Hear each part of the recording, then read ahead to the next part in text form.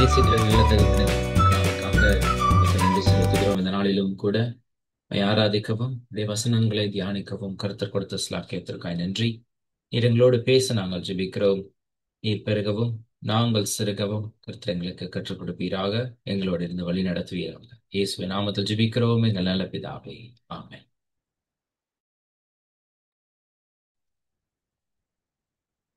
நம்ம ஃபர்ஸ்ட் பாட போற பாட்டு வந்து நம்ம எல்லாத்துக்கும் தெரிஞ்ச பாட்டு தான். நம்ம எப்படி வந்து பலவீனமா ஃபீல் பண்றப்ப நம்மளால வந்து சில விஷயங்கள செய்ய முடியாது, இல்ல பரிசுத்தமாவே வாழறதுக்கே வந்து அது ஒரு கஷ்டமான ப்ராசஸ் அப்படின்னு நினைக்கும் பொழுதெல்லாம் ஆண்டவர் திருப்பி திருப்பி வந்து பைபிள் ரீட் பண்றப்ப நமக்கு ப்ராமிஸ் பண்றது என்னதுன்னா, அவர் வந்து நமக்கு பலன் கொடுத்து நம்மள வந்து எல்லா காரியங்களும் நம்ம வாழ்க்கையில வந்து நடத்துவாரு, நம்மள மாற்றுவாரு அப்படின்னு சொல்லிட்டு தான் வந்து பைபிள படிக்கும்போது ஒவ்வொரு ஸ்டோரியிலயும் வந்து இருக்கிற ப்ராமிஸே வந்து அதுதான். நம்ம எந்த ஒரு நிலைமையில இருந்தாலும் நம்ம ஆண்டவர நேசிக்கும் பொழுது அவர் நம்மள வந்து மாத்துறாரு அவரு. அதனால நம்ம எப்போதும் ஆண்டவர் மேல நம்பிக்கை வச்சு அவர்னால எல்லாம் கூடும் அப்படிங்கிறத நம்பி நம்ம இந்த பாட்ட பாடுவோம். லேசான காரியம் உமக்கது லேசான காரியம். பெலனுள்ளவன் பெலனற்றவன், பெலனுள்ளவன் பெலன் இல்லாதவன், யாராயிருந்தாலும் உதவிகள் செய்வது லேசான காரியம். உமக்கது லேசான காரியம். மண்ணை பிசைந்த மனிதனை படைப்பதும் லேசான காரியம். மண்ணான மனிதர்க்கு மன்னாவை அளிப்பதும் லேசான காரியம். உமக்கது லேசான காரியம். பெலனுள்ளவன் பெலனற்றவன், பெலனுள்ளவன் பெலன் இல்லாதவன், யாராயிருந்தாலும் உதவிகள் செய்வது லேசான காரியம். உமக்கது லேசான காரியம். இடறிய மீனவனை சீஷனாய் மாற்றுவது லேசான காரியம். இடையனை கோமகனை அரியணை ஏற்றுவது லேசான காரியம். உமக்கது லேசான காரியம்.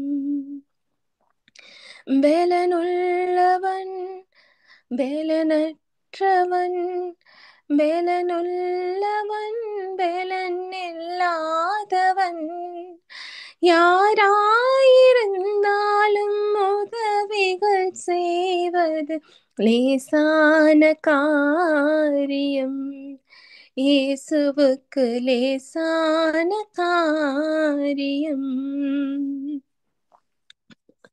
நம்ம அடுத்து பாட போற பாட்டு வந்து எப்படி நம்ம ஒவ்வொரு நாளும் வந்து ஆண்டவரை நீங்க லார்ட் ஐ நீட் யூ, நீங்க இல்லாம வந்து என்னால வாழ்றது வந்து ரொம்ப கஷ்டம் அப்படின்னு நம்ம ஒவ்வொரு நாள் கிறிஸ்துவுக்குள்ளார வளர வளர வந்து அதுதான் நம்ம ஆட்டிடியூடா அப்படி போ மாறிட்டே வருது. அப்போ எப்படி ஆண்டவரை நம்ம ஒவ்வொரு விஷயத்துலயும் நம்ம என்னெல்லாம் மிஸ் பண்றோம், என்னெல்லாம் வேணுமோ அந்த இடத்துல எல்லாம் ஆண்டவரை வந்து ரீப்ளேஸ் பண்ணி நம்ம வந்து பார்க்க ஆரம்பிக்கிறோம் நம்ம ஸ்பிரிச்சுவல் வாக்ல வளர வளர. ஸோ அது ரிலேட்டடா வந்து ஒரு சாங் இது. என் கூடவே இரும் ஓ இயேசுவே, நீர் இல்லாமல் நான் வாழ முடியாது.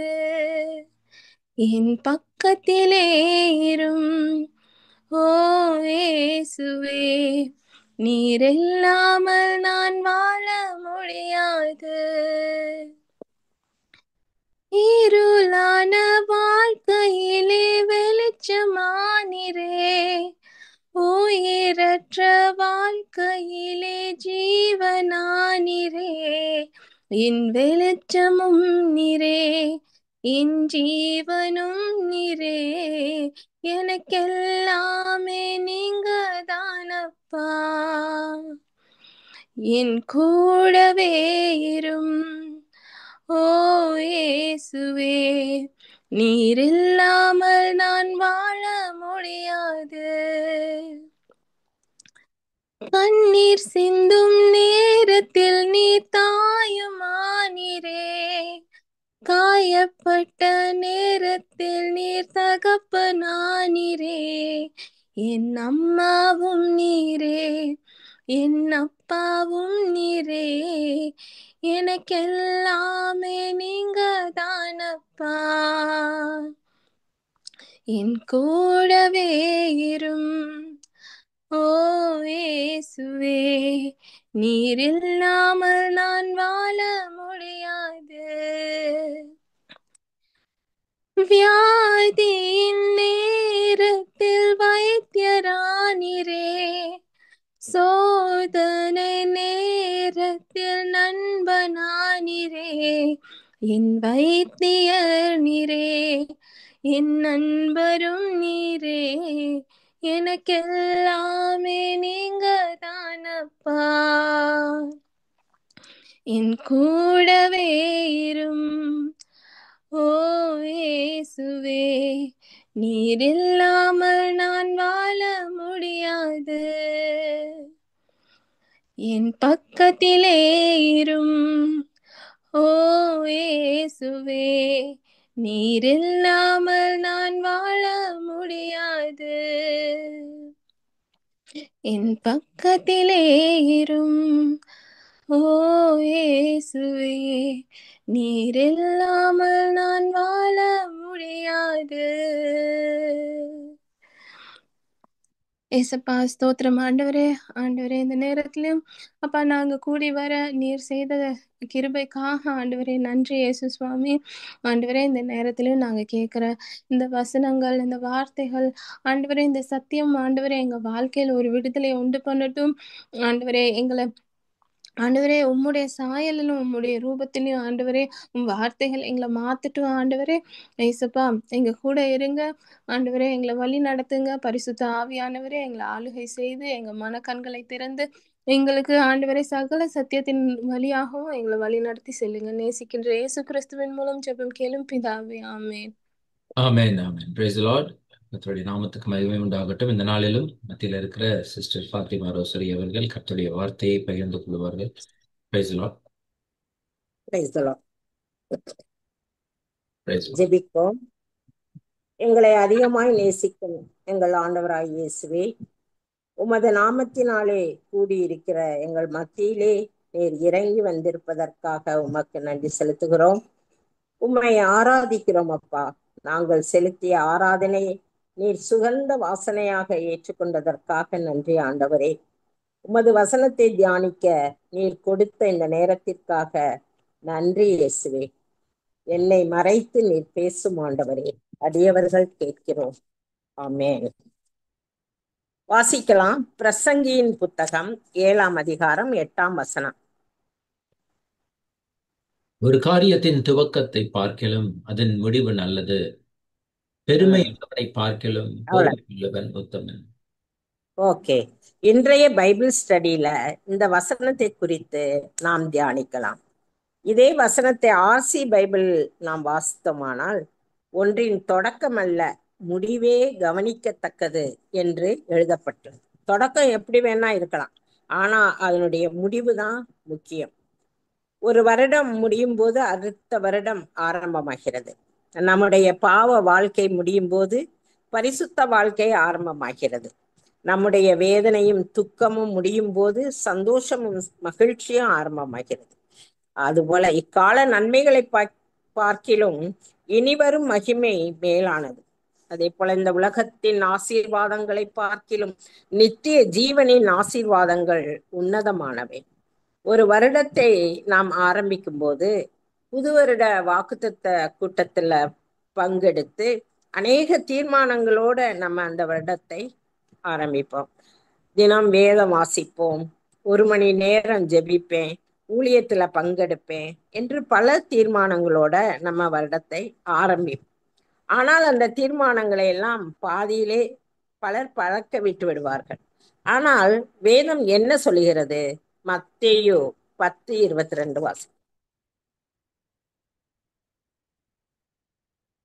என் நாமத்து நிமித்தம் நீங்கள் எல்லாராலும் பகைக்கப்படுவீர்கள், முடிவு பரியந்தம் நிலைத்திருப்பவனே ரட்சிக்கப்படுவான்.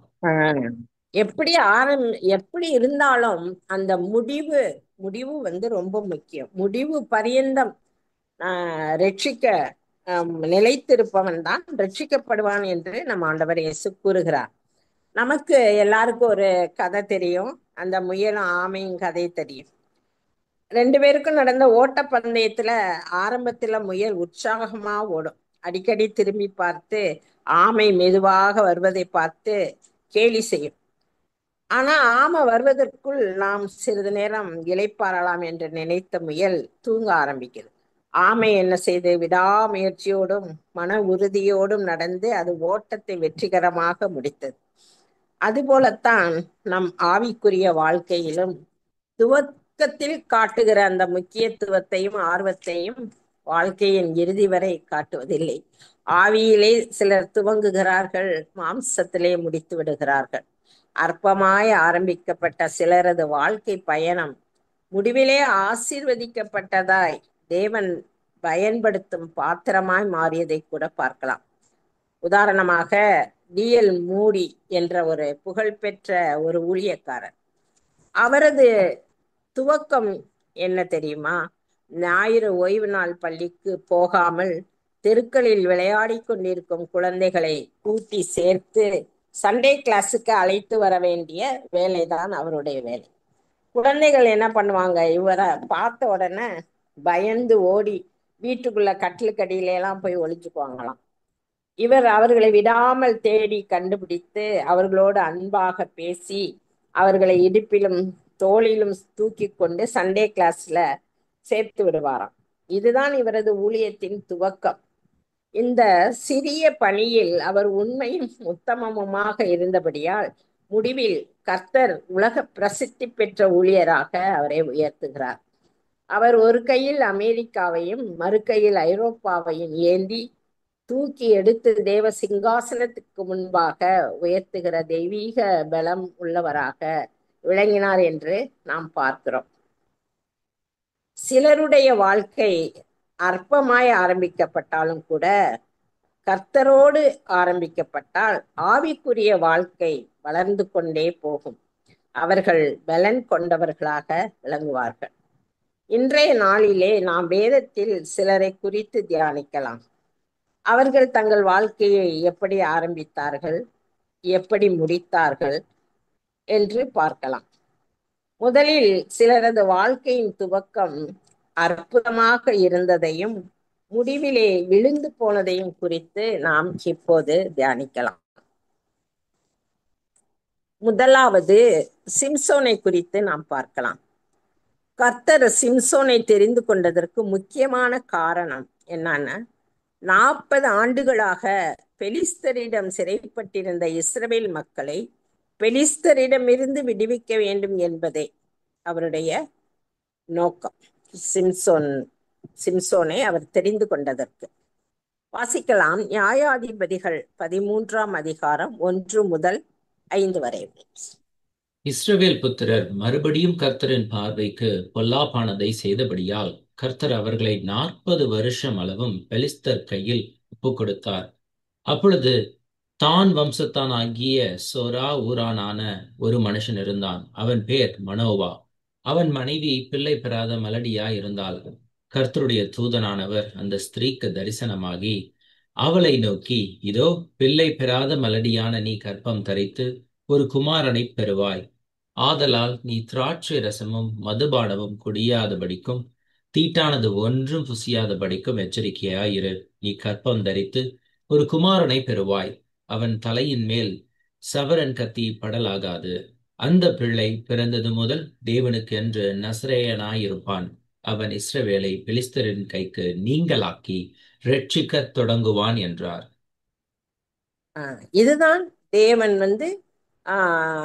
சிம்சோனை தெரிந்து கொண்டதற்கு முக்கியமான காரணம்.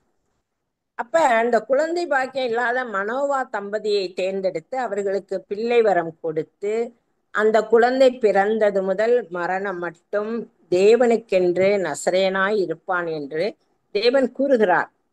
சிம்சோன் பிறக்கிறாரு, தேவ ஆவியால நிரப்பப்படுறாரு. ஆனால் சிம்சோன் தன்னுடைய அழைப்பை பற்றி கொஞ்சம் கூட அவருக்கு ஒரு உணர்வே இல்லை.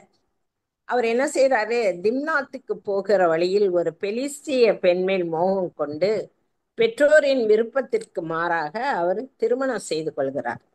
இது சிம்சோன் செய்த பெரிய தவறு. இன்னொரு முறை சிம்சோன் என்ன செய்யறாரு, தனக்கு அளிக்கப்பட்ட அந்த ஆவியின் வல்லமையால் ஒரு சிங்கத்தை ஆட்டுக்குட்டியை கிழிப்பது போல கிழித்து போடுகிறான். இன்னொரு முறை பெலிஸ்தர்கள் சிம்சோனை கயிர்களால கட்டி பெலிஸ்தர்கள் கையில் ஒப்பு கொடுக்கிறாங்க. அப்போது கூட தேவனால் அவனுக்கு அளிக்கப்பட்ட அந்த வல்லமையால் அவன் புயங்களில் கட்டியிருந்த கயிறுகள் நெருப்பிலிட்ட நூல் போல் ஆகிய அவன் கட்டுகள் அறுந்து போகிறது. அவன் உடனே ஒரு கழுதையின் தாடை எலும்பை கொண்டு 1000 பேரை கொன்று போடுகிறான். இதெல்லாம் சிம்சோன் தனக்கு அளிக்கப்பட்ட வல்லமை எந்த நோக்கத்திற்காக என்பதை உணராமல் தவறாக பயன்படுத்தியதற்கு அடையாளமாக இருக்கிறது. அதற்கு பின்பு சிம்சோன் அந்த டெலீலாள் என்ற வேசி பெண்ணோடு சிநேகமாயிருக்கிறான். அவள் பெலிஸ்தர்களின் ஆள் என்பதை அறியாத சிம்சோன் அவருக்கு இருக்கக்கூடிய பலன் தன் தலைமுடியில் இருக்கும் ரகசியத்தை டெலீலாவிடம் வெளிப்படுத்துகிறான். நியாயாதிபதிகள் 16:17 வாசிக்கிறேன். தன் இருதயத்தை எல்லாம் அவளுக்கு வெளிப்படுத்தி, சவரன் கத்தி என் தலையின் மேல் படவில்லை. நான் என் தாயின் கர்ப்பத்தில் பிறந்தது முதல் தேவனுக்கென்று நசரேயனானவன். என் தலை சிரைக்கப்பட்டால் என் பலம் என்னை விட்டு போகும். அதனாலே நான் பலட்சியமாகி மற்ற எல்லா மனுஷரைப் போலும் ஆவேன் என்று அவளிடத்தில் சொன்னான். எவ்வளவு பெரிய தேவன் கொடுத்த அந்த ரகசியத்தை ஒரு வேசி பெண்கிட்ட போய் அதை எல்லாத்தையும் சொல்லிடுறான். உடனே அவ என்ன பண்றா, சிம்சோனை தன் மடியில நித்திரை செய்ய பண்ணி அவன் தலையில இருந்த 7 ஜடைகளையும் வெட்டி போடுறான். உடனே சிம்சோன் தேவன் அளித்த பலனை எல்லாம் அப்படியே இழந்து போகிறான். அப்ப பெலிஸ்தர்கள் என்ன பண்றாங்க, அவனை பிடிச்சு அவன் கண்களை புடுங்கி போட்டு அவனை வெண்கல விலங்கு போட்டு அவனை கேலி பொருளாக்கி வேடிக்கை காட்டும்படியாக தூண்களுக்கு இடையே நிறுத்துறாங்க. அப்போதுதான் சிம்சோன் தன்னுடைய தவறையெல்லாம் உணர்ந்து கர்த்தரை நோக்கி அவன் கதறுகிறான். நியாயாதிபதிகள் 16:28-30 வாசிக்கிறோம். அப்பொழுது சிம்சோன் கர்த்தரை நோக்கி கூப்பிட்டு, கர்த்தராகிய ஆண்டவரே, நான் என் 2 கண்களுக்காக ஒரே தீர்வையாய் பெலிஸ்தர் கையிலே பழிவாங்கும்படிக்கு இந்த ஒரு விசை மாத்திரம் என்னை நினைத்தருளும். தேவனே பலப்படுத்தும் என்று சொல்லி சிம்சோன் அந்த வீட்டை தாங்கி நிற்கிற 2 நடு தூண்களில் ஒன்றை தன் வலது கையினாலும் மற்றொன்றை தன் இடது கையினாலும் பிடித்துக்கொண்டு, என் ஜீவன் பெலிஸ்தரோடே கூட மடிய கடவுது என்று சொல்லி பலமாய் சாய்க்க அந்த வீடு அதில் இருந்த பிரபுக்கள் மேல் எல்லா ஜனங்கள் மேலும் விழுந்தது. இவ்விதமாய் அவன் உயிரோடு இருக்கையில் அவனாலே கொல்லப்பட்டவர்களை பார்க்கிலும் அவன் சாகும்போது அவனால் கொல்லப்பட்டவர்கள் அதிகமாய் இருந்தார்கள். வாங்க, இவ்வளவு தப்பு செஞ்ச போதும் அவன் கடைசியா இன்னொரு தடவை தேவனை நோக்கி கூப்பிடுறான். இந்த ஒரு விசை மாத்திரம் என்னை பலப்படுத்துங்க அப்படின்னு சொல்லிட்டு அவன் தேவனை நோக்கி கதறும்போது தேவன் அவர் இரக்கமுள்ள தேவனாக இருக்கிறபடியால் அவனுடைய கூப்பிடுதலுக்கு செவி சாய்த்து அவனை மீண்டும் தேவ ஆவியால நிரப்புகிறார். அப்போ சிம்சோனின் வாழ்க்கையின் ஆரம்பம் தேவ ஆவியால் நிரப்பப்பட்ட வாழ்க்கை. தேவன் அளித்த பலனை தேவன் என்ன நோக்கத்திற்காக கொடுத்தாரோ அதற்காக பயன்படுத்தாமல் அவன் தன்னுடைய மேன்மையை உணராமல் அவன் என்ன செய்றான்? தன் வாழ்க்கையை வீணடித்து பெலிஸ்தியர்களோடு தன்னையும் அழித்து கொண்டான். சிம்சோனின் வாழ்க்கை முடிவு ரொம்ப பரிதாபமாய் இருந்ததை நாம் இங்கு பார்க்கிறோம். அடுத்ததாக நம்ம சவுலின் வாழ்க்கையை குறித்து பார்க்கலாம். சவுல் இஸ்ரவேல் மக்களுக்காக ஏற்படுத்தப்பட்ட முதல் அரசர். நியாயாதிபதிகள் காலம் முடிஞ்ச உடனே அரசர்களுடைய ஆட்சி ஆரம்பமாகுது. முதல் அரசராக சவுல் நியமிக்கப்படுகிறார்.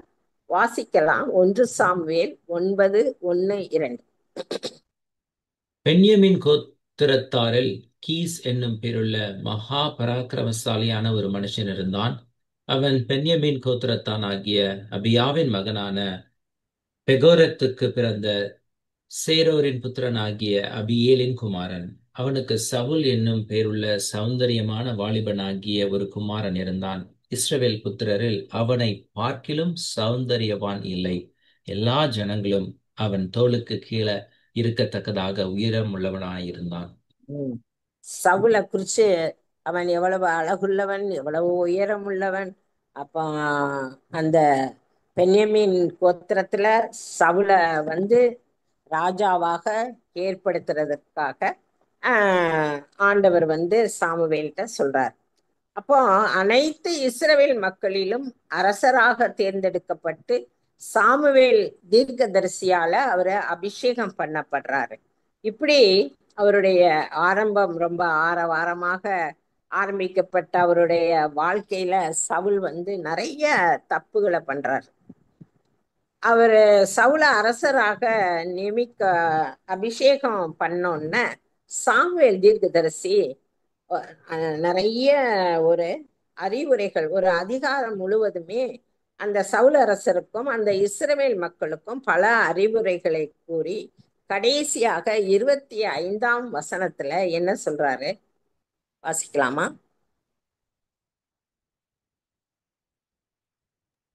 நீங்கள் இன்னும் பொல்லாப்பை செய்யவே செய்வீர்களானால் நீங்களும் உங்கள் ராஜாவும் நாசமடைவீர்கள் என்றான். எவ்வளவு அருமையா சாமுவேல் கர்த்தருடைய வார்த்தையை சொல்றாரு. நீங்க உங்களுக்கு ராஜா வேணும்னு நீங்க தான் கேட்டீங்க, அதனால உங்களுக்கு ராஜாவை ஏற்படுத்தினேன். ஆனா இன்னும் நீங்க பொல்லாப்பையே செய்து கொண்டிருந்தால் நீங்களும் நாசமா போயிடுவீங்க, உங்கள் ராஜாவும் நாசம் அடைவான்னு ஆண்டவர் சொல்றார். ஆனால் இவன் சவுல் இந்த எச்சரிப்பின் வார்த்தைகளுக்கெல்லாம் அவன் செவி கொடுக்கல. தவறுகளுக்கு மேல தவறு செய்யறான். அவன் ராஜா ஆனவன முதலாவது அவன் பெலிஸ்தரோடு போர் புரிய போறான். அப்ப அந்த போருக்கு முன்னாடி பலி செலுத்துறதற்கு சாமுவேல் தீர்க்கதரிசி பலி கொடுக்கணும். அப்ப சாமுவேல் வரேன்னு சொல்லியிருக்காரு. ஆனா இவன் சவுல் என்ன பண்றான்? அவர் வர கொஞ்சம் லேட் ஆகுது. அப்ப சவுல் சாமுவேலுக்காக வெயிட் பண்ணல.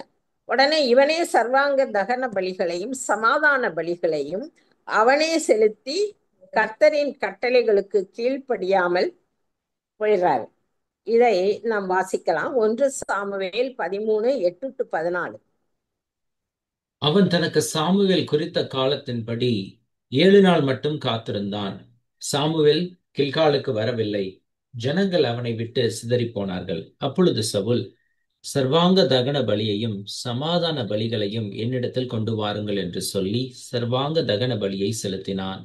அவன் சர்வாங்க தகன பலியிட்டு முடிக்கிற போது இதோ சாமுவேல் வந்தான். சவுல் அவனை சந்தித்து வந்தனம் செய்ய அவனுக்கு எதிர்கொண்டு போனான்.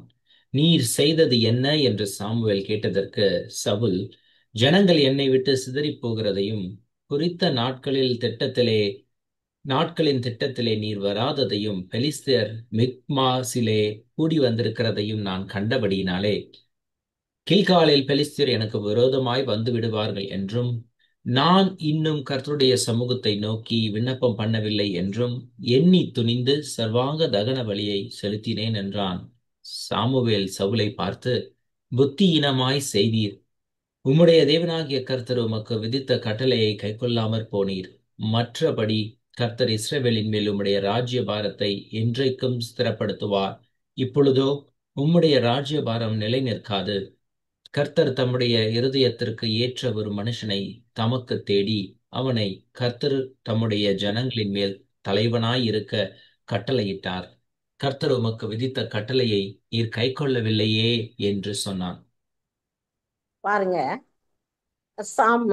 சவுல் வந்து ஆண்டோடைய கட்டளைக்கு கீழ்ப்படியாம தப்பு செய்துட்டான். அதே போல அடுத்ததா அமலேக்கியரோட அவருக்கு போர், அவரோட யுத்தம் செய்யணும். அப்ப சாமுவேல் தீர்க்கதரிசி அவர் போருக்கு போறதுக்கு முன்னாடி சாமுவேல் வந்து கர்த்தருடைய வார்த்தைகளை சவுலுக்கு சொல்றாரு. 1 சாமுவேல் 15ஆம் அதிகாரம் 1-3. பின்பு சாமுவேல் சவுலை நோக்கி, இஸ்ரவேலராகிய தம்முடைய ஜனங்கள் மேல் உம்மை ராஜாவாக அபிஷேகம் பண்ணுகிறதற்கு கர்த்தர் என்னை அனுப்பினாரே. இப்போதும் கர்த்தருடைய வார்த்தைகளின் சத்தத்தை கேளும். சேனைகளின் கர்த்தர் சொல்லுகிறது என்னவென்றால், இஸ்ரவேலர் எகிப்திலிருந்து வந்தபோது அமலேக்குக்கு அவர்களுக்கு வழிமறித்த செய்கையை மனதிலே வைத்திருக்கிறேன். இப்போதும் நீ போய் அமலேக்கை மடங்கடித்து அவனுக்கு உண்டான எல்லாவற்றையும் சங்கரித்து அவன் மேல் இரக்கம் வையாமல் புருஷரையும் ஸ்திரீகளையும் பிள்ளைகளையும் குழந்தைகளையும் மாடுகளையும் ஆடுகளையும் ஒட்டகங்களையும் கழுதைகளையும் கொன்று போட கடவாய் என்கிறார் என்று சொன்னான்.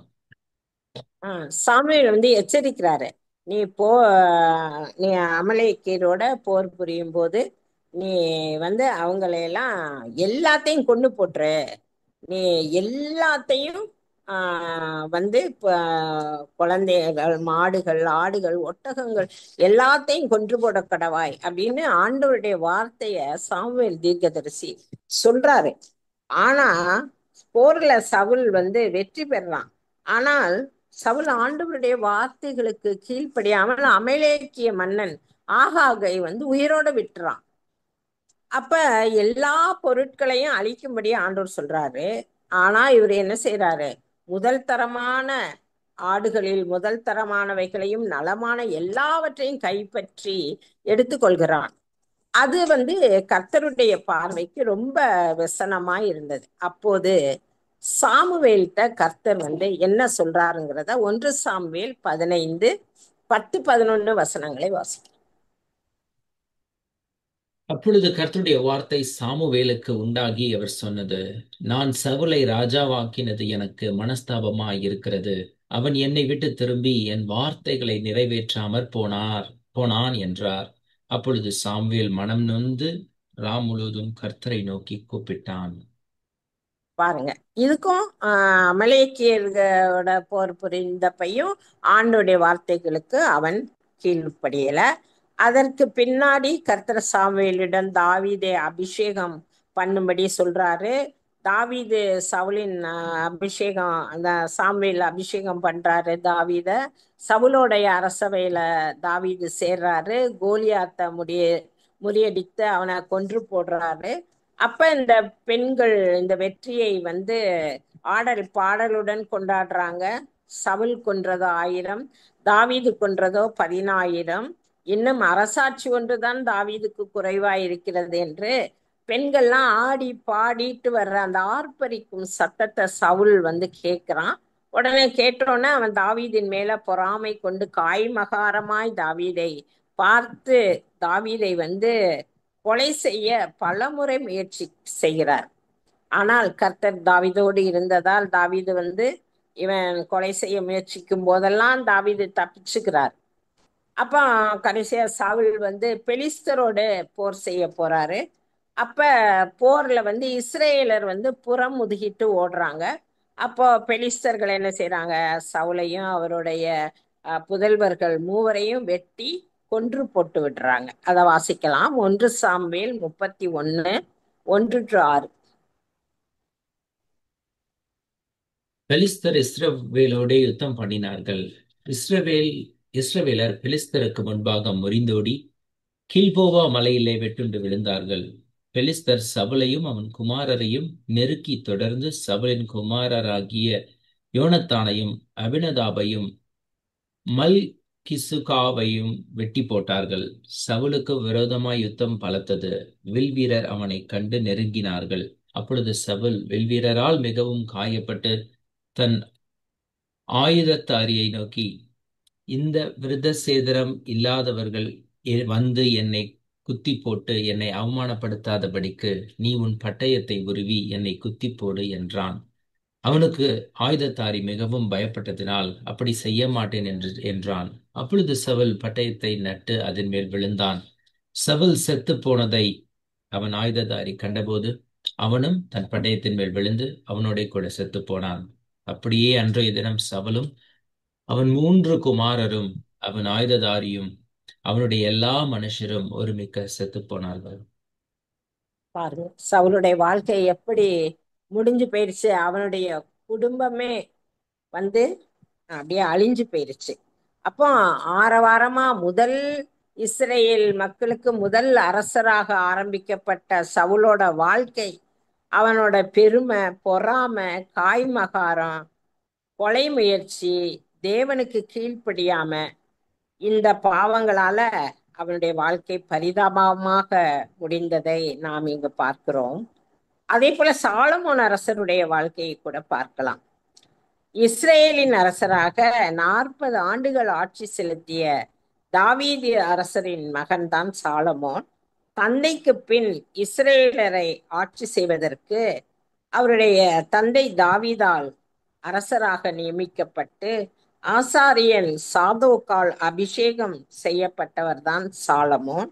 சாலமோன் அரசராவதற்கு முன்பாக தாவீது அவங்க அப்பா அவருக்கு பல அறிவுரைகளை கூறுகிறார். வாசிக்கலாம். 1 அரசர் 2ஆம் அதிகாரம் 1-4. தாவீது மரணமடையும் காலம் சமீபித்த போது அவன் தன் குமாரனாகிய சாலமோனுக்கு கட்டளையிட்டு சொன்னது, நான் புலோகத்தார் யாவரும் போகிற வழியிலே போகிறேன். நீ திடன் கொண்டு புருஷனாயிரு. நீ என்ன செய்தாலும் நீ எங்கே போனாலும் எல்லாவற்றிலும் புத்திமானாய் இருக்கிறதற்கும் கர்த்தர் என்னை குறித்து உன் பிள்ளைகள் தங்கள் முழு இருதயத்தோடும் தங்கள் முழு ஆத்மாவோடும் எனக்கு முன்பாக உண்மையாய் நடக்கும்படிக்கு தங்கள் வழியை காத்து கொண்டால் இஸ்ரவேலின் சிங்காசனத்தின் மேல் வீற்றிருக்கத்தக்க புருஷன் உனக்கு இல்லாமல் போவதில்லை என்று சொன்ன தம்முடைய வார்த்தையை திடப்படுத்துகிறதற்கும் மோசே நியாயப்பிரமாணத்தில் எழுதியிருக்கிறபடி நீ உன் தேவனாகிய கர்த்தருடைய கட்டளைகளையும் கற்பனைகளையும் நியாயங்களையும் சாட்சிகளையும் கைக்கொள்ள அவர் வழிகளில் நடக்கும்படிக்கு அவருடைய காவலை காப்பாயாக. எவ்வளவு அழகா இவரு அரசர் ஆகுறதுக்கு முன்னாடி ஒரு தந்தை அப்படிங்கிற ஒரு ஸ்தானத்துல என்னென்ன அறிவுரைகளை கூறணுமோ அப்படி அருமையான அறிவுரைகளை சாலமோனுக்கு தாவீது அரசர் சொல்றாரு. ஆனா அதே போல சாலமோனும் அரசர் ஆன உடனே அவரு ஜெபிக்கிறாரு ஆண்டவர்கிட்ட. அவர் என்ன ஜெபிக்கிறாரு? எண்ணி கணிக்க முடியாத இந்த மாபெரும் தொகையான இந்த இஸ்ரவேல் மக்களை நியாயம் விசாரிக்கவும் நன்மை தீமை இன்னதென்று வரையறுக்கவும் தேவையான ஞானம் கேட்டு ஜெபிக்கிறாரு. அந்த ஞானத்தை கர்த்தரிடமிருந்து சாலமோன் பெற்றுக்கொள்கிறாரு. அப்புறம் அவர் ஜெபத்தோட தனது வாழ்க்கையை, அந்த அரச வாழ்க்கையை அவர் துவங்குறாரு. மேலும் அவர் என்ன பண்றாரு? தேவனுக்கென்று ஒரு பெரிய ஆலயத்தை கட்டி அபிஷேகம் செய்கிறாரு. தேவனுடைய இருதயத்துக்கு ஏற்றபடி வாழ்ந்த தாவீதின் மகனாக இருந்தும் தந்தையின் நேர்மையான ஆட்சியை இவர் நேரில் பார்த்திருந்தும் தந்தையினிடமிருந்து சிறந்த அறிவுரைகளை இவர் பெற்றிருந்தாலும் உலகில் உள்ள மன்னர்கள் அனைவருக்குள்ளும் சாலமோன் அரசரே செல்வத்திலும் ஞானத்திலும் சிறந்தவராக விளங்கினாலும் பாரவோன் மகளை அவர் திருமணம் செய்து கொண்டது அது ஒரு பெரிய தப்பு. அவருடைய அது இல்லாம அவருடைய இறுதி நாட்கள்ல என்ன பண்றாரு? வேற்றின பெண்களையும் மணந்து வேற்று தெய்வங்களுக்கு தூபம் காட்டி அவர்களை பின்பற்ற ஆரம்பிக்கிறாரு. அதனால கர்த்தர் சாலமோன் மீது அவர் கோபப்படுறாரு. அப்ப அந்த நேரத்துல சாலமோனுக்கும் அநேகர் எதிரிகளா மாறிடுறாங்க. இதை குறித்து 1 அரசர் 11ஆம் அதிகாரம் 6, 9, 10 வசனங்களை 1 அரசர். சாலமோன் தன் தகப்பனாக தாவீதை போல கர்த்தரை பூரணமாய் பின்பற்றாமல் கர்த்தரின் பார்வைக்கு பொல்லாப்பானதை செய்தான். ஆகையால் இஸ்ரவேலின் தேவனாகிய கர்த்தர் சாலொமோனுக்கு 2 விசை தரிசனமாகி அந்நிய தேவர்களை பின்பற்ற வேண்டாம் என்று கட்டளையிட்டு இருந்தும் அவன் கர்த்தரை விட்டு தன் இருதயத்தை திருப்பி அவர் கற்பித்ததை கைக்கொள்ளாமற் போனதினால் கர்த்தர் அவன் மேல் கோபமானார். ஆஹ் அப்போ ஆசீர்வாதமா ஜெபத்தோடு ஆரம்பிக்கப்பட்ட சாலமோனின் வாழ்க்கை கடைசி நாட்களில் அவர் கர்த்தரை விட்டு விலகி கர்த்தருடைய சினத்திற்கு ஆளானார் என்பதை நாம் பார்க்கிறோம். மேலும் நம்ம இந்த 1 அரசர்கள் 2 அரசர்கள் புத்தகத்தை நம்ம வாசிக்கும் போது அந்த அரசர்கள் புத்தகமே ஆரம்பத்துல வந்து சாலமோனுடைய சாலமோன் தேவாலயம் கட்டப்படுறதெல்லாம் 1 ராஜாக்கள்ல பார்க்கிறோம். அப்புறம் அதுல ஆரம்பிக்குது. அதுக்கப்புறம் அநேக அரசர்கள் ஆட்சி செய்றாங்க. அப்ப அவருடைய 2 அரசர்கள் ஆட்சி செஞ்சாலும் 2 அரசர்கள் புத்தகம் எதுல முடியுதுன்னா அவனுடைய தவறான ஆட்சியினாலும் அவனுக்கு பின் வந்த ராஜாக்களின் தவறுகளாலும் அந்த எருசலேம் வந்து வீழ்ச்சி அடையுது. அந்த கடைசி அதிகாரத்துல 2 ராஜாக்கள் கடைசி அதிகாரத்துக்கு முந்தின அதிகாரம் நம்ம பார்க்கும்போது அதுல எருசலேமின் வீழ்ச்சியையும் அந்த எருசலேமின் தேவாலயத்தின் அழிவையும் குறித்து நம்ம 2 ராஜாக்கள் புத்தகத்துல நம்ம பார்க்கிறோம். அதுதான் இவங்களுடைய ஆரம்பம் நல்லாதான் இருந்தது, முடிவு சரியில்லை. இது வந்து சில பேருடைய ஆரம்பம் முடிவு சரியில்லாததை நம்ம பார்த்தோம். ஆனா சிலருடைய வாழ்க்கையின் துவக்கம் அற்பமா இருந்தாலும் அவங்க தங்க வாழ்க்கையின் இறுதியில் ஓட்டத்தை மிக அருமையாக முடித்திருப்பதை சிலரை குறித்து நம்ம இந்த வேதத்துல இப்போ நம்ம தியானிக்கலாம். நம்ம ஆதி ஆகமத்துல யோசேப்பின் வாழ்க்கையை நம்ம பார்க்கிறோம். அப்ப யாக்கோபுக்கு 12 பிள்ளைகள் இருந்தாலும் 11வது குழந்தையாக யோசேப்பும் 12வது குழந்தையாக பெஞ்சமீனும் அவர் மிகவும் நேசித்த மனைவி ராக்கேலுக்கு பிறக்கிறாங்க. இந்த 2 பிள்ளைகளுமே ராஜா யாக்கோபுக்கு முதிர்ந்த வயதில் அவங்க பிறந்ததாலும் பெஞ்சமின் பிறந்த உடனேயே ராக்கேல் இறந்து விட்டதாலும் யோசேப்பையும் பெஞ்சமினையும் யாக்கோபு ரொம்பவும் நேசித்து அன்பு செய்கிறார். மேலும் இந்த 2 பிள்ளைகளும் தாயின் அன்பை அனுபவிக்க முடியாமல் போயிடுச்சு. தகப்பன் யாக்கோபு யோசேப்பை மிகவும் அவரை அன்பு செய்ததுனால அவனுடைய சகோதரர்கள் யோசேப்பை வெறுக்கிறாங்க. அப்போ அவரை என்ன பண்றாங்க, அவருடைய சகோதரர்கள் மீதியானியரிடம் 20 வெள்ளிக்காசுக்கு விற்று போட்டு யோசேப்பை ஒரு கொடிய விலங்கு கொன்று போட்டதுன்னு தகப்பன் யாக்கோபிடம் போய் சொல்லிடுறாங்க. அன்றையிலிருந்து யாக்கோபு யோசேப்பை நினைச்சு அழுதுகிட்டே தான் இருக்கிறாரு. இந்த மீதியானியர்கள் யோசேப்பை பார்வோனின் படைத்தலைவன் போத்திபாரிடம் அவன் விற்று விடுகிறாங்க. அப்ப கர்த்தர் யோசேப்போடு கூட இருந்தார் என்று பார்க்கிறோம். அன்று முதல் யோசேப்பு போத்திபாரின் இல்லத்தில் வாழ்ந்து வரும்போது போத்திபார் அனைத்திலும் ஆசீர்வதிக்கப்படுகிறார் என்று பார்க்கிறோம். போத்திபார் தனக்கு உண்டானதை எல்லாமே யோசேப்பின் பொறுப்புல ஒப்படைக்கிறான். ஆனால் போத்திபார் மனைவி யோசேப்பின் அழகிய தோற்றத்தை கண்டு அவன் மேல் மோகம் கொண்டு அவனை பாவம் செய்ய தூண்டிய பொழுது யோசேப் என்ன செய்யறாரு, பாவத்துக்கு விலகி ஓடுறார். போத்திபார் மனைவி யோசேப்பின் மீது அநியாயமாக குற்றம் சாட்டி அவரை சிறையில் அடைக்கிறாங்க. அப்ப யோசேப்பு எகிப்து மன்னன் பார்வோன் கண்ட கனவுகளுக்கு விளக்கம் அளித்த போது பார்வோன் யோசேப்பை எகிப்து நாடு முழுமைக்கும் அதிகாரியாக நியமிக்கிறாரு. நாட்டிலே கொடிய பஞ்சம் வருது. அப்ப யோசேப்பு தனது தந்தை மற்றும் சகோதரர் குடும்பங்களுக்கெல்லாம் அவரு உணவு வழங்கி அவங்கள போஷிக்கிறாரு. அப்புறம் தனது தந்தை மற்றும் சகோதரர்கள் குடும்பங்கள் சுமார் 70 பேரை எகிப்து நாட்டிலே எகிப்துல கோசேன் நாட்டுல குடியேற்றி அவங்க வளமுடன் அவர்கள் வாழ்ந்து பெருகி வருகிறார்கள் என்று பார்க்கிறோம். அப்ப யோசேப்புக்கு அந்த 110 ஆண்டுகள் வாழ்ந்து அவர் மரணம் அடைஞ்சிடறாரு அந்த எகிப்து நாட்டுல. அப்ப அவரு தனது சகோதரர்களிடம் அவர் இறக்குறதுக்கு முன்னாடி கூறிய வார்த்தைகளை நாம் இப்போது வாசிக்கலாம். ஆதியாகமம் 50:19-24. யோசேப்பு அவர்களை நோக்கி, பயப்படாதிருங்கள், நான் தேவனா? நீங்கள் எனக்கு தீமை செய்ய நினைத்தீர்கள். தேவனோ இப்பொழுது நடந்து வருகிறபடியே வெகு ஜனங்களை உயிரோடே காக்கும்படிக்கு அதை நன்மையாக முடிய பண்ணினார்.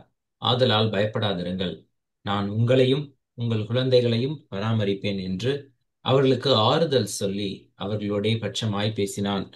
யோசேப்பும் அவன் தகப்பன் குடும்பத்தாரும் எகிப்திலே குடியிருந்தார்கள். யோசேப்பு 110 வருஷம் உயிரோடு இருந்தான். யோசேப்பு எப்பிராயிமுக்கு பிறந்த 3ஆம் தலைமுறை பிள்ளைகளையும் கண்டான். மனாசேயின் குமாரனாகிய மாகீரின் பிள்ளைகளும் யோசேப்பின் மடியில் வளர்க்கப்பட்டார்கள். யோசேப்பு தன் சகோதரரை நோக்கி, நான் மரணம் அடையப் போகிறேன். ஆனாலும் தேவன் உங்களை நிச்சயமாய் சந்தித்து, நீங்கள் இந்த தேசத்தை விட்டு தாம் ஆபிரகாமுக்கும் ஈசாக்குக்கும் யாக்கோபுக்கும் ஆணையிட்டு கொடுத்திருக்கிற தேசத்துக்கு போக பண்ணுவார் என்று சொன்னதுமன்றி. அருமையான யோசேப்பின் வாழ்க்கையை நம்ம இங்க பார்க்கிறோம். அவருடைய வாழ்க்கையின் தொடக்கம் ரொம்ப அற்பமாக இருந்தாக்க கூட அவருடைய எவ்வளவு அற்புதமான தேவனுக்கு பயந்த வாழ்க்கை வாழ்ந்திருக்கிறாரு. சகோதரர்கள் செய்த துரோகத்தை அவர் நினைவில் கொள்ளவே இல்லை. பிறருக்கு நன்மை செய்வதையே வாழ்வின் லட்சியமாக கொண்ட ஒரு வாழ்க்கை. எல்லோருக்கும் ஒரு முன்மாதிரியான வாழ்க்கை யோசேப்பு வாழ்ந்து முடிச்சிருக்காரு. அதே போல மோசேயின் வாழ்க்கையை குறித்து கூட நாம பார்க்கலாம். எகிப்துல இந்த யாக்கோபு அவனுடைய சந்ததியாரெல்லாம் குடியேறி அந்த பலிகி பெருகி எகிப்துல வாழ்ந்து கொண்டிருக்காங்க. அப்போது அங்கு பார்வோன் ஏதோ ஒரு பார்வோன் இருக்கிறாரு. அப்ப அதெல்லாம் யோசேப்பு அவங்கள பத்தி தெரியாத ஒரு மன்னன் வாழ்ந்துகிட்டு இருக்கிற காலத்துல எபிரேயர்களுடைய ஜனத்தொகையை கட்டுப்படுத்த முடியாம அதிகரிக்கிறத பார்த்துட்டு அந்த எபிரேய ஆண் குழந்தைகள் பிறந்தவுடன் நைல் நதியில் எறிந்து விடணும் அப்படின்னு அவன் ஆர்டர் போடுறான். அப்போது லேவி குலத்தில் ஒரு அழகான ஆண் குழந்தையை அவர்கள் பெற்றோர்கள் அதை வெளிப்படையா கொஞ்சி அதை வளர்க்க முடியாததுனால அந்த குழந்தையை தாய் என்ன பண்றாங்க, ஒரு கோரை புல் பேழையில் குழந்தையை வைத்து நைல் நதியில் உள்ள நாணல்களுக்கு இடையில விட்டு வைக்கிறாங்க. அந்த சமயத்துல நைல் நதியில் நீராட வந்த பார்வோன் குமாரத்தி பேழையில் உள்ள குழந்தையின் அழகை கண்டு தனது குழந்தையாக வளர்க்க அரண்மனைக்கு எடுத்து சென்று அவர் நீரில் இருந்து அந்த குழந்தையை எடுத்ததால் மோசேன்னு பெயரிட்டு மோசேக்கு சகல போர் பயிற்சிகளையும் வில் வித்தைகளையும் கற்றுக் கொடுத்து இளவரசனாக வளர்க்கிறார். மோசேயின் பிறப்பு கொண்டாட முடியாத ஒரு பயத்தோடு கூடிய ஆரம்பம்தான்.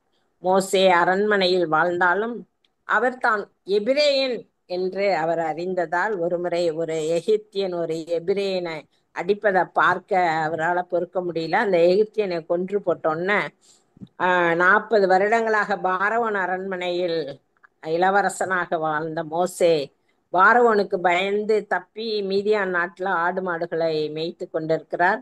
அப்போதுதான் தேவன் மோசேயை சந்திக்கிறார். ஒரு எரிந்து கொண்டிருக்கும் முட்புதர்களின் நடுவில் இருந்து கர்த்தர் மோசே மோசேன்னு கூப்பிடுறாரு. மோசேயும் இதோ நான் என்று கூறி தேவனுடைய அழைப்பை ஏற்கிறார். 40 வருடங்கள் வனாந்திரத்தில் வாழ்ந்த மோசே தேவனுடைய அழைப்பை ஏற்ற போது அவருக்கு 80 வயது. எகிப்தில் இஸ்ரவேல் மக்கள் துன்பங்களில் இருந்தும் பார்வோனின் அடிமைத்தனத்தில் இருந்து அவங்களை விடுவித்து பாலும் தேனும் ஓடும் கானான் தேசத்துக்கு அழைத்து செல்ல மோசேயை தலைவனாக கர்த்தர் ஏற்படுத்துகிறார். இந்த வணங்கா கழுத்துள்ள இஸ்ரவேல் மக்களை அவர்களுடைய முறுமுறுப்புகளிடையே 40 வருடங்கள் வழி நடத்துறார். தனது 120வது வயதில் அவரு இறந்து போறாரு. இணைச்சட்டம் 34:1-7. அதன் பின்பு மோசே மோவாப் சமவெளியிலிருந்து எரிகோவுக்கு கிழக்கே நேபோ மலையில் உள்ள பிஸ்காவின் உச்சியில் ஏறி சென்றார். ஆண்டவர் அவருக்கு தான் வரையில் உள்ள கிளையாத நாடு முழுவதையும் காட்டினார். மேலும் நப்தலி முழுவதையும், எப்ராயிம் நிலைப்பகுதியையும், மனாசே நிலைப்பகுதியையும், யூதாவின் நிலைப்பகுதி முழுவதையும், மேற்கே மத்தியதரை கடல் வரையிலும் காட்டினார்.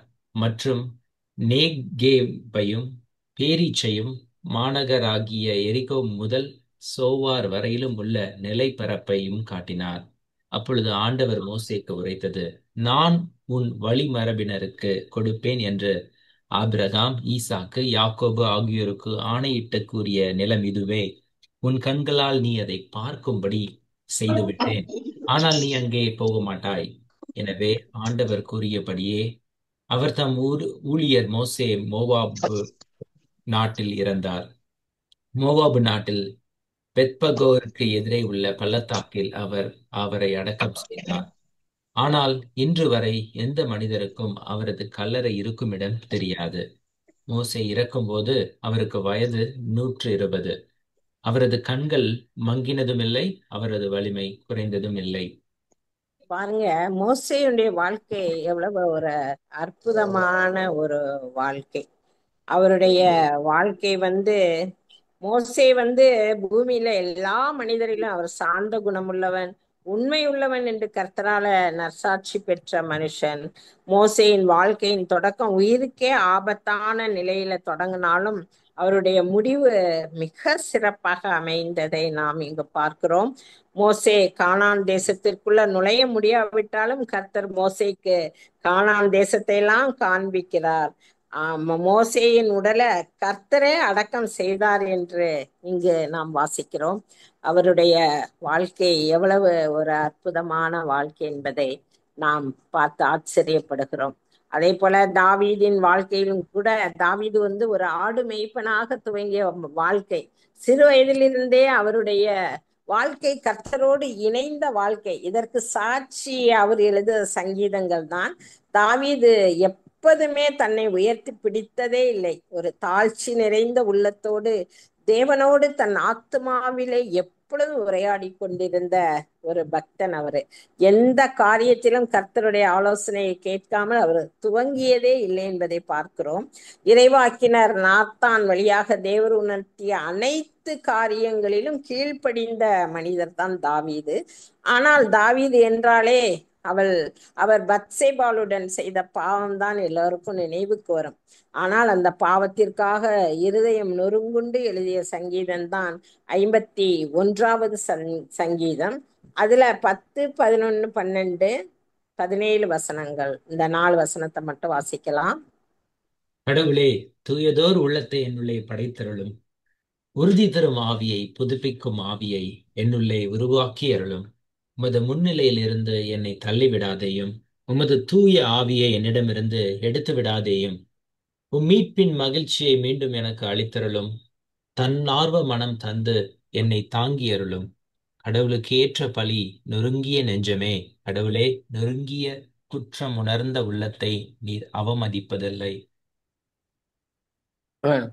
இவ்வளவு அருமையாக அவரு தன்னுடைய பாவங்களுக்காக நொறுங்கிய உள்ளத்தோட ஆண்டவர்கிட்ட மன்னிப்பு கேட்கிறாரு. அவரு பரிசுத்தாவியை எடுத்து விடாதீங்க அப்படின்னு கெஞ்சுறாரு. அதுக்கப்புறம் அவர் தாவீது தன்னுடைய வாழ்க்கையில எப்பவும் பரிசுத்தமா வாழ வேண்டும் அப்படிங்கிற வர ரொம்ப தீர்மானித்து அவருடைய சிந்தையிலோ இருதயத்திலோ தேவனுக்கு ஏற்றபடி வாழ அவரு தன்னைத்தானே ஆராய்ந்து பார்த்தார் என்பதை அவரு 139வது சங்கீதம் 23, 24 வசனங்களை வாசிக்கலாம். இறைவா, நீர் என் உள்ளத்தை ஆய்ந்து அறியும். என் எண்ணங்களை அறியுமாறு என்னை சோதித்து பாரும். உம்மை வருத்தும் வழியில் நான் செல்கிறேனோ என்று பாரும். என்றுமுள்ள வழியில் என்னை நடத்தி அருளும். பாருங்க, இப்போ தாவீது ஒவ்வொரு நிமிஷமும் அவருடைய வாழ்த்தை, அவருடைய எண்ணங்கள் எல்லாவற்றையும் ஆண்டவர்கிட்ட இதெல்லாம் எனக்கு சோதிச்சு பாருங்க, நான் ஏதாவது உண்மை வருத்த வழியிலே நான் நடக்கிறேனா அப்படிங்கிறத அவரு ஒவ்வொரு இந்த 138, 39வது சங்கீதத்துல அவரு சொல்றத நம்ம பார்க்கிறோம். அவருடைய வாழ்க்கையின் முடிவு ரொம்ப அமைதியாக இருந்தது என்பதை 1 குறிப்பேடு 29, 26 to 28 வசனங்களை வாசிக்கலாம். 1 குறிப்பேடு. இவ்வாறு ஈசாயின் மகன் தாவீது இஸ்ரேல் அனைத்தின் மேலும் ஆட்சி செலுத்தினார். அவர் இஸ்ரேலில் ஆட்சி செலுத்திய நாட்கள் 40 ஆண்டுகள். எபிரோனில் 7 ஆண்டுகளும் எருசலேமில் 33 ஆண்டுகளும் ஆட்சி செலுத்தினார். அவர் முதிர்ந்த வயதினராய் செல்வமும் மேன்மையும் பெற்ற நெடுநாட்கள் வாழ்ந்த பின் இறந்தார். அவர் மகன் சாலமோன் அவருக்கு பதிலாக ஆட்சி செலுத்தினார். அப்போ தாவீதுனுடைய வாழ்க்கை ஒரு ஆடு மேய்ப்பவனாக ஒரு அற்பமான ஒரு இதுல தொடங்கினாலும் அவருடைய முடிவு எவ்வளவு ஒரு அற்புதமான ஒரு ஆசீர்வாதமான ஒரு முடிவு என்பதை நாம் இங்கு பார்க்கிறோம். புதிய ஏற்பாட்டுல கூட சீடர்கள்லாம் அனைவருடைய வாழ்க்கையை நம்ம பார்க்கும்போது அவர்களை கல்வி அறிவு அற்றவர்களாக, ஒரு மீனவர்களாக, வரி வசூலிப்பவர்களாக, ஆயக்காரர்களாக இருந்தவர்களைத்தான் இயேசு அழைத்தார் என்று பார்க்கிறோம். வாசிக்கலாம். 1 கொரிந்தியர் 1 26 to 29. எனவே சகோதர சகோதரிகளே, நீங்கள் அழைக்கப்பட்ட நிலையை எண்ணி பாருங்கள். மனித கணிப்பின்படி உங்களுக்குள் ஞானிகள் எத்தனை பேர், வலியோர் எத்தனை பேர், உயர்குடி மக்கள் எத்தனை பேர். ஆனால் கடவுள் ஞானிகளை வெட்கப்படுத்த மடமை என உலகம் கருதுபவற்றை சேர்த்து கொண்டார். அவ்வாறே வலியோரை வெட்கப்படுத்த வலுவற்றவை என உலகம் கருதுபவற்றை சேர்த்து கொண்டார். உலகம் ஒரு பொருட்டாக கருதப்பவற்றை அழித்துவிட அது தாழ்ந்ததாக கருதுபவற்றை இகழ்ந்து தள்ளுபவற்றையும் கடவுள் தெரிந்து கொண்டார். எவரும் கடவுள் முன் பெருமை பாராட்டாதபடிக்கு அவர் இப்படி செய்தார். ஆமா. அப்போ அப்போஸ்தலர்கள் எல்லாருமே தங்களுடைய வாழ்க்கையில ரொம்ப கஷ்டப்பட்டவங்க தான். அவங்க சிரமப்பட்ட ஒரு வாழ்க்கை வாழ்ந்தவங்க தான். அவங்க அன்றாடம் கஷ்டப்பட்டு உழைச்சவங்க தான். இவங்க எல்லாருமே இயேசுக்காக, யூதாஸ் காரியத்தை தவிர மற்ற எல்லாருமே இரத்த சாட்சிகளாக மரித்தார்கள் என்று நாம் பார்க்கிறோம். இந்த அப்போஸ்தலர்களுக்கு கூட அவர்களுக்கு பரலோக வாழ்க்கை, நீங்க தான் நியாயம் தீர்க்கிற சிங்காசனத்துல அமர்ந்திருப்பீங்கிறத அவங்க உயிரோட இருக்கும் போதே அவங்கள்ட்ட இயேசு உறுதியுடன் கூறிய வார்த்தைகளை நாம் வாசிக்கலாம். மத்தேயு 19:28. அதற்கு இயேசு, புது படைப்பின் நாளில் மானிட மகன் தமது மாட்சிமிகு அரியணையில் வீற்றிருப்பார்.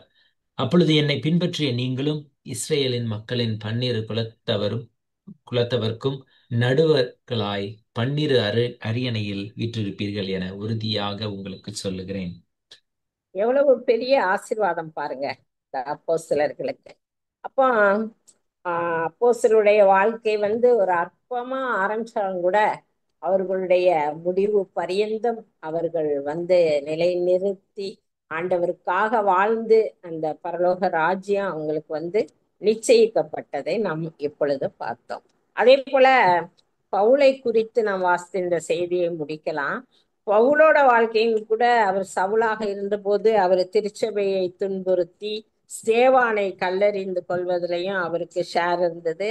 கர்த்தருக்கு விரோதமான வாழ்க்கை வாழ்ந்து கொண்டிருக்கிற சவுல் என்று அவர் ஆண்டவரால ஆட்கொள்ளப்பட்டாரோ அன்றே அவருடைய வாழ்க்கை மாறுது. நான் கிறிஸ்துவோடு சிலுவையில் அறையப்பட்டேன், இனி வாழ்வது நானல்ல, கிறிஸ்துவே என்னில் வாழ்கிறார் என்று அறிக்கையிடுகிறார். மேலும் கிறிஸ்துவை ஆதாயமாக்கி கொள்ள எல்லாவற்றையும் குப்பை என்று கருதுகிறேன் சொல்றாரு. ரோமர் 8 நம்ம வாசிக்கும் போது அவர் கிறிஸ்துவின் அன்பை விட்டு எதுவும் என்னை பிரிக்க முடியாதுன்னு கூறுறாரு. திருச்சபைக்கு எதிராக இருந்தவர் கிறிஸ்துவை முழுமையாக அறிந்து, கிறிஸ்து எனக்கு ஜீவன், சாவு எனக்கு ஆதாயம் அப்படின்னு சொல்றாரு. அவர் தனது வாழ்க்கை ஓட்டம் ஆண்டவருக்காக ஓடினாரு. நிறைய ஓடி ஓடி அவர் எழுதிய அந்த கடிதங்கள்லாம் அதுக்கு சாட்சி. அவர் தனது வாழ்க்கை முடிய போகுதுங்கிறது அவருக்கு தெரிஞ்சிருச்சு. அதனால அவரு என்ன பண்றாரு, அவர் கடைசியா அந்த 2 தீமோத்தேயு 4 to 8 அவர் கூறுவதை நாம் வாசிக்கலாம். ஏனெனில் நான் இப்போதே என்னை பலியாக படைக்கிறேன். நான் பிரிந்து செல்ல வேண்டிய நேரம் வந்துவிட்டது. நான் நல்லதொரு போராட்டத்தில் ஈடுபட்டேன், என் ஓட்டத்தை முடித்து விட்டேன், விசுவாசத்தை காத்துக்கொண்டேன். இனி எனக்கென வைக்கப்பட்டிருப்பது நேரிய வாழ்வுக்கான வெற்றி வாகையே. அதை இறுதி நாளில் ஆண்டவர் எனக்கு தருவார். நீதியான அந்த நடுவர் எனக்கு மட்டுமல்ல, அவர் தோன்றுவார் என விரும்பி காத்திருக்கும் அனைவருக்குமே தருவார்.